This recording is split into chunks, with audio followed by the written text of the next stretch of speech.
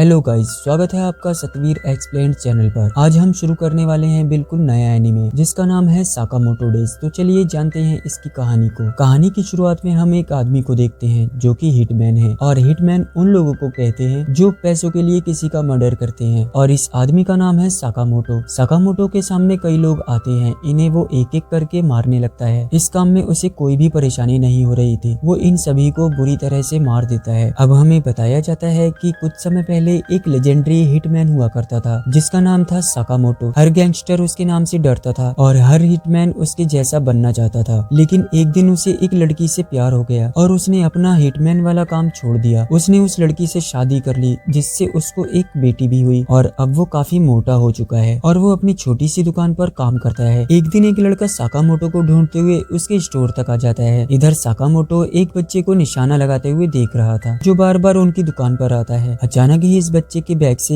एक इंक की बोतल गिर जाती है जिससे एक आदमी की सफेद पैंट गंदी हो जाती है। ये देख उस आदमी को गुस्सा आ गया था और वो उस बच्चे को उठा लेता है। वो उस बच्चे को मुक्का मारने वाला था, लेकिन साकामोटो उसका हाथ पकड़ लेता है और फिर अपनी पेंसिल उसकी गर्दन में घुसाकर उसे जान से मार देता है। असल में वो उसे मारता नहीं है, बस ऐसा करने का सोचता है, और वो आदमी दुकान से बाहर चला जाता है। ये उस लड़के ने भी देख लिया था जो साकामोटो को ढूंढते हुए यहाँ आया था। वो जानता है कि साकामोटो उस आदमी को पेंसिल से मारने की सोच रहा था। असल में वो लड़का भी हिटमैन है और उसका नाम शिन है। इस लड़के को साइकिक भी कहा जाता है क्योंकि ये दिमाग पढ़ सकता है। साकामोटो इसे एक थप्पड़ मारने का सोचता है जो देख शिन डर जाता है और बोलता है, मैं शिन हूँ और मैं आपके अंडर काम किया करता था। ये दोनों अब बाहर जाकर बैठ जाते हैं और शिन कहता है कि तो ये सच है कि आप एक छोटी सी दुकान पर काम करने लगे हो। शिन चाहता था कि साकामोटो अपने पुराने काम में वापस लौट जाए। साकामोटो अपने मन में कहता है कि मेरे हिटमैन वाले दिन खत्म हो गए। जो सुन शिन बोलता है कि आप लेजेंडरी हिटमैन हुआ करते थे, हर गैंगस्टर आपसे डरता था। आखिर साकामोटो वो सब कैसे छोड़ सकता है? साकामोटो उसकी बात का कोई जवाब नहीं देता और अपने नूडल्स खाने लगता है। शिन कहता है कि अब वो कितना मोटा हो गया है, उसे पहचान पाना भी मुश्किल है। इतना कहकर वो अपनी सिगरेट जलाने लगता है, लेकिन साकामोटो बिजली की तेजी से उसकी सिगरेट काट देता है क्योंकि यहाँ नो स्मोकिंग बोर्ड लगा हुआ था। साकामोटो की स्पीड देख शिन समझ जाता है कि भले ही ये मोटा हो गया है लेकिन अब भी उतना ही खतरनाक है और वो चाहे तो शिन को भी मार सकता है। तभी एक डिलीवरी वाला साकामोटो का कुछ सामान लेकर आता है और उसे साकामोटो की हेल्प चाहिए थी। जो सुन शिन को लगता है शायद साकामोटो अब भी हिटमैन वाला काम करता है और एक आम आदमी होने का दिखावा करता है, लेकिन ऐसा कुछ भी नहीं था। डिलीवरी मैन को अपना पेड़ कटवाने में साकामोटो की मदद चाहिए थी। साकामोटो टाउन के लोगों की छोटे मोटे कामों में मदद करता था और बच्चों से लेकर बूढ़ों तक सब उसे पसंद करते थे। इतने बड़े हिटमैन को ऐसे छोटे मोटे काम करते देख शिन को गुस्सा आ जाता है और कहता है कि उसकी नजर में साकामोटो की रिस्पेक्ट कम हो गई है। इसके बाद शिन अपनी कार में जाकर बैठ जाता है और सोचता है कि वो पूरे 5 साल बाद साकामोटो को देख रहा है, लेकिन वो अब भी कितना कमाल का है। मोटा शरीर होने के बाद भी उसका ऑरा कम नहीं हुआ। काश वो फिर से उसके साथ काम करवाता। तभी शिन को उसके बॉस का कॉल आता है जो पूछता है कि क्या तुमने साकामोटो को वापस काम पर आने के लिए मना लिया? शिन कहता है कि नहीं, जिस पर उसका बॉस कहता है अगर कोई हमारी गैंग छोड़कर जाता है तो हम उसका सफाया कर देते हैं, यही हमारी दुनिया का नियम है। शिन को असल में साकामोटो को मारने ही भेजा गया था, लेकिन वो उसका बहुत बड़ा फैन है तो वो ऐसा नहीं करना चाहता। लेकिन काफी सोचने पर शिन समझ जाता है कि उसके पास और कोई ऑप्शन नहीं है। अगर उसने साकामोटो को नहीं मारा तो कोई और मार देगा, तो अगर साकामोटो को मरना ही है तो ये उसी के हाथों से होना चाहिए। अगली सुबह शिन साकामोटो की दुकान पर पहुंच जाता है जहाँ उसकी वाइफ कहती है कि तुम तो कल भी आए थे ना, पर शिन उसका कोई रिप्लाई नहीं देता और अपनी गन में साइलेंसर लगा के स्टोर के अंदर चला जाता है। शिन साकामोटो से कहता है कि वो आज टाउन छोड़कर जा रहा है, तो वो जाने से पहले साकामोटो को गुड बाय बोलने आया था। उसके बाद वो साकामोटो पर गोली चला देता है, लेकिन साकामोटो अपने मुंह की कैंडी को बाहर थूक देता है जो उस गोली से टकराकर उसकी दिशा बदल देती है। इसके बाद शिन पर एक आइसक्रीम फेंक कर मारता है और उसके सामने से गायब हो जाता है, जिससे शिन का माइंड भी उसे रीड नहीं कर पा रहा था। अब शिन का थोड़ा ध्यान बटाकर साकामोटो उसके पीछे से आता है और उसके मुंह पर एक जोरदार लात मार देता है, जिससे शिन दूर जाकर गिरता है और कहता है कि पता नहीं क्या सोचकर वो साकामोटो से लड़ने आया था। इसके बाद शिन बेहोश हो जाता है। शिन को जब होश आता है तो वो साकामोटो के घर में था जो उसकी दुकान के ऊपर वाले फ्लोर पर ही है। शिन को साकामोटो की फैमिली के साथ डिनर करने के लिए बुलाया जाता है और शिन को समझ नहीं आता कि साकामोटो उसे अपने घर क्यों लाया। कहीं इस खाने में जहर तो नहीं? लेकिन उसके शरीर पर जहर का असर नहीं होता। शिन जब खाना खाता है तो उसे बहुत टेस्टी लगता है, शायद उसने कई दिनों से घर का खाना नहीं खाया था और साकामोटो का भी पहली बार यही रिएक्शन था। शिन को आज ये खाना खाकर इतना अच्छा लगा था जितना उसे कभी कोई काम करके नहीं लगा और अब उसे समझ आ जाता है कि इन छोटी छोटी खुशियों के लिए ही साकामोटो ने वो काम छोड़ा था। डिनर के बाद शिन साकामोटो को खाने के लिए शुक्रिया बोलकर जाने लगता है। साकामोटो उसे एक बोर्ड दिखाता है जिस पर लिखा था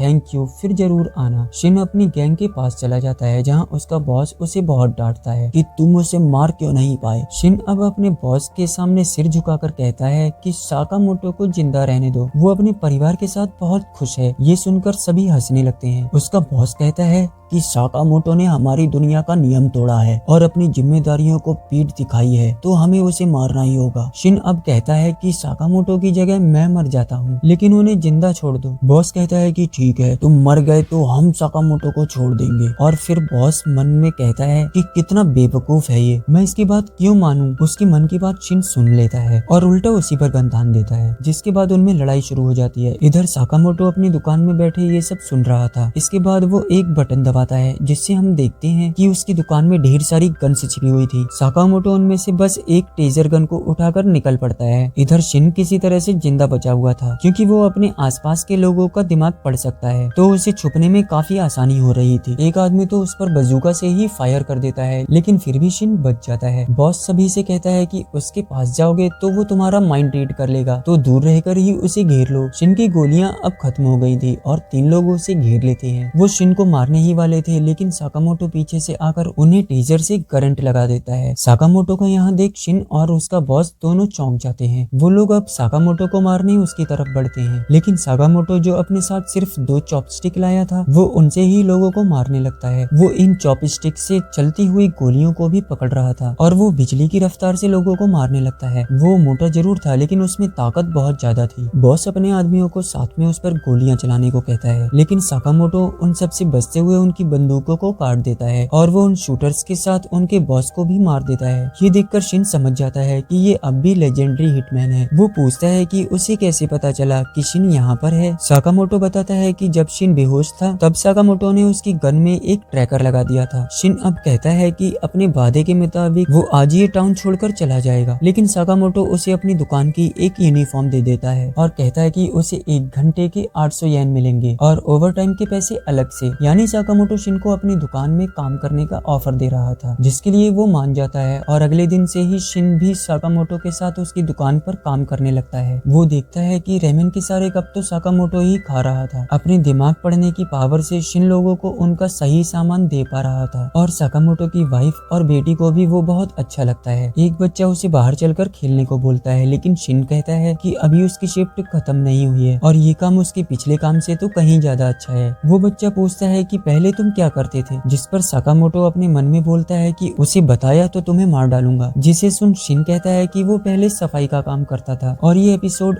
एंड हो जाता है। वैसे इस कहानी की कुछ चीजों ने मुझे जॉन विक की याद दिला दी, लेकिन आपको क्या लगता है कमेंट करके जरूर बताइएगा।